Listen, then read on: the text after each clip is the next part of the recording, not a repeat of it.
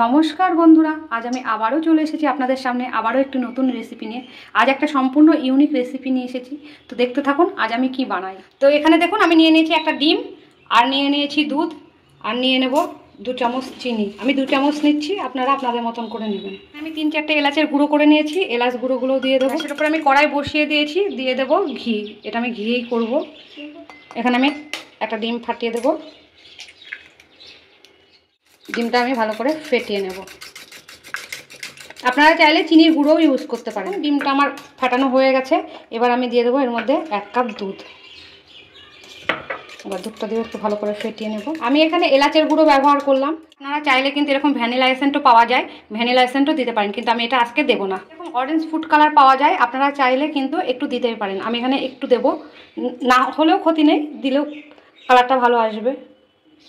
Just 1 pinch. এবার আমি এটা মিশিয়ে নেব। খুব বেশি দেওয়ার দরকার নয়, জাস্ট সামান্য একটু দিলেই হবে। আর আপনাদের কাছে না থাকলে না দেবেন। আমার মেশানোটা সুন্দরভাবে হয়ে গেছে, এদিকে আমার ঘিটাও গরম হয়ে গেছে। আমি এবার এটাকে একটু স্প্রেড করে নেব। আপনারা অনেক রকমই খেয়েছেন, তবে আমি জানি না এই রেসিপিটা আগে কখনো খেয়েছেন কিনা বা দেখেছেন কিনা, তবে এটা কিন্তু খেতে সত্যি খুব ভালো লাগে। বিভিন্নভাবেই তো খেয়েছেন।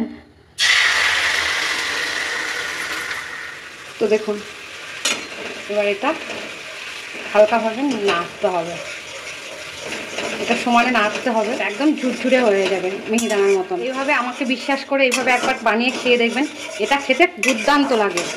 এটা কিন্তু এইভাবেই নাড়তে হবে, নাড়াটাকে বন্ধ করবেন না। এইভাবে আমি একদম দুধটা শুকিয়ে নিয়ে তো দেখুন কি সুন্দর তৈরি হয়ে গেল আমার ডিমের মিহিদানা।